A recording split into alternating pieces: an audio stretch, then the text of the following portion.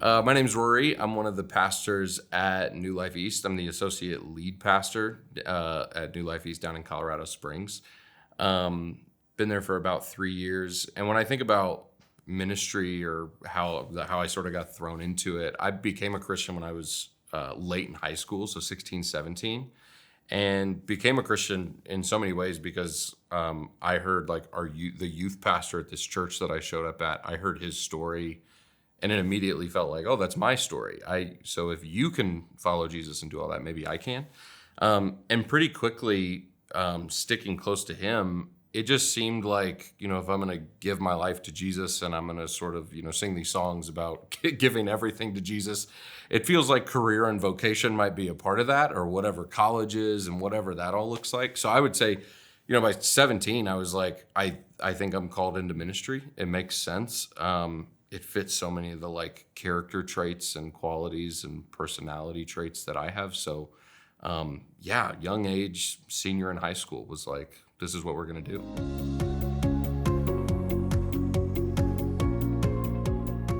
Yeah, so I would say some of the beautiful things about New Life East, or what makes it unique, is that we have a really high value of pastors, ministry workers, lay leaders as humans first, right? So it's we're trying to call people into high levels of discipleship and leadership without burning them out, without creating this unsustainable rhythm of work.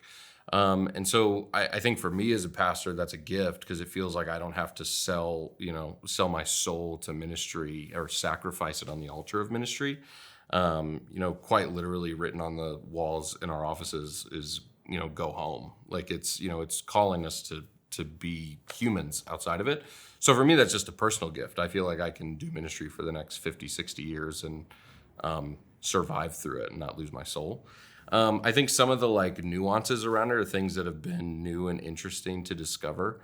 There's such a high value on sort of the organics of how church and community and organization unfold, which is different from other churches that I've worked in, which is we sit down and have strategic operation planning meetings, and we cipher through all of that. And I would say so much of the way we think about the organization of a church is really grassroots. How is it unfolding, specific to each context in which a congregation finds themselves. So that's been new. It's been challenging. It's also been beautiful to see when it works.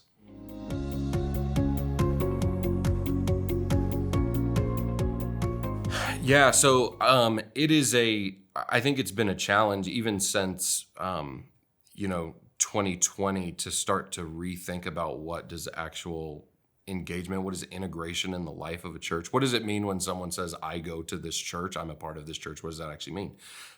That's even more, it creates another hurdle for us because we don't have formal membership or something, right? Which has been an easy way for a long time for people to say, I'm engaged, I'm a member. We don't have that. I think for us, we've really looked at a couple of key metrics. So I think our people serving on a serve team has been a big one for us, because that takes you a step beyond just being a person in a seat on a Sunday. It means you're physically invested with your body and with your time. Giving has become a real key way for us to recognize engagement, right? Because again, you're invested with your resources, you're invested with your heart, you're pouring money into it. And then I would say the third one that's sort of we've seen unfold over the last year is we have a discipleship experience called Rooted that we run at New Life East, and people's engagement with that, going through a 10-week discipleship experience, those three things combined give us a pretty clear picture of who is bought into the vision of New Life East, who is invested here. I would say those three things have been the easiest sort of benchmarks for us.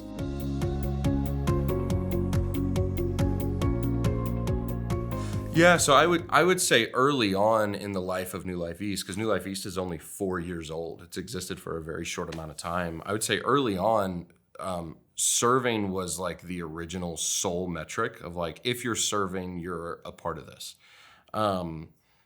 What's hard about that is you can walk through a whole serve approval process and be background checked and then never really serve. So in a database or something, it can look like we have 500 people who are serving, but that's not totally true. So that became that doesn't tell the whole story.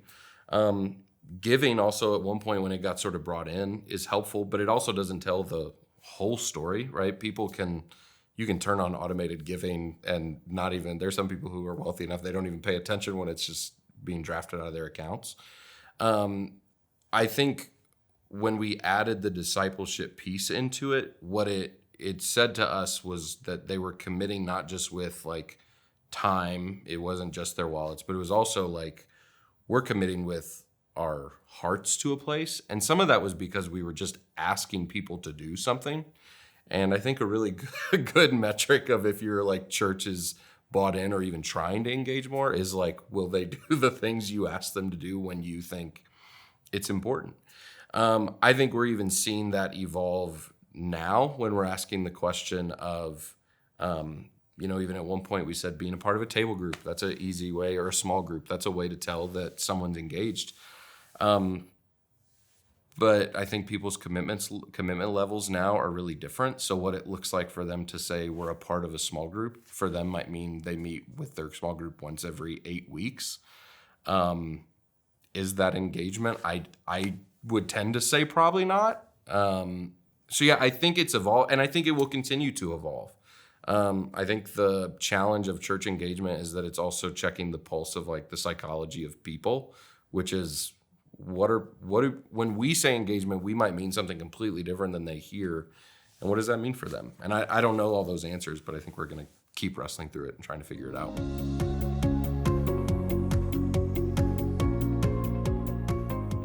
The story that comes to mind for me is the story of a guy named Adam who started coming to our church. And I remember when he started coming, he was a single dad, had a young kid with him, and he would drop his kid off in kids ministry and would just like sneak into the back and sort of, you can always see on people when they're closed off to whatever they're in, but you could tell he was trying.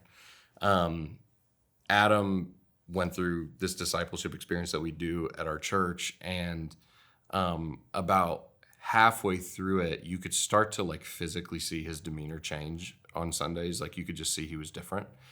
By the end of those 10 weeks, Adam came up and just wanted to tell me like everything that had happened, everything God had done in his life over the last 10 weeks. And the big thing for him was that he had felt so much sort of pain around the way his marriage and his relationship with his wife had changed and dissolved. He felt so much pain around like what the church was supposed to be or his expectations around it. And he had then found himself like surrounded by a group of people who loved him, and ends up getting baptized at a big like celebration service that we have. And it's become beautiful now to see not just Adam having gone through those 10 weeks, but on Sunday mornings now when I stand up and preach, I see Adam helping new people find their way to a seat for the first time. And I would say to me, like that is the clearest picture of engagement, both in like life with Jesus and in the life of our church.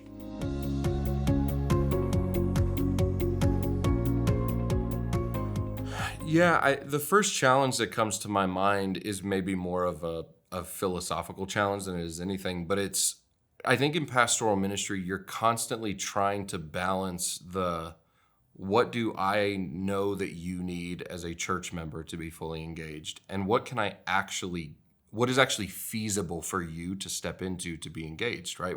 I talked about the amount of times that people go to a group. We've started to genuinely ponder the premise of like, maybe small groups as a metric of engagement just doesn't work. And we could have a whole argument around should people's schedules be more clear, and sure, but at the end of the day, like our congregation it's our customer. Those are the people, and we have to figure out what they actually can say yes to. So I think one of the greatest challenges is just coming to a clear, conclusive answer around what is feasible for people, right? People don't, 30, 40 years ago, people would come and be a part of every church event that was going on 7 days of the week. They were there all the time.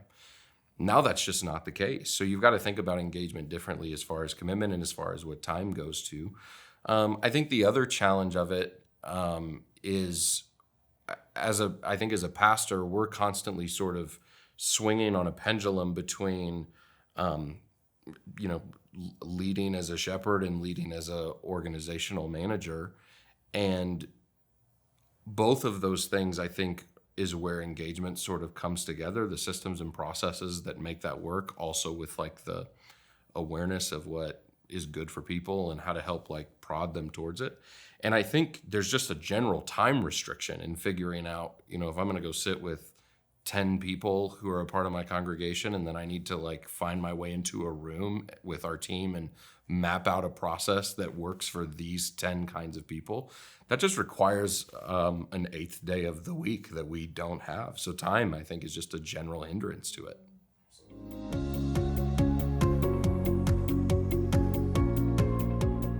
I would tell those pastors to be a little bit more gentle with themselves. If what we believe about like what the Bible says is true, they didn't make any of the fruit that they saw in the first place, which means they also probably didn't kill any of the fruit they're not seeing now. It is a like humbling and helpful reality that we are not as powerful as we think we are. That God is the one doing work behind the scenes constantly that we have no idea about. Stories that are unfolding that we may never hear, but are certainly unfolding. I think pastors can be a little kinder to themselves and also just a little more patient with things. Some of us plant, some of us harvest, some of us stand next to people while they plant and while they harvest. Like, we're just not as in control of some of those things as I think we wish we were. Because I think we've convinced ourselves if we were, well, then we might get 500 people on a Sunday to all get baptized at one time, but we don't have that much. So just be kind to yourself, be gentle with yourself. That'd be what I would say.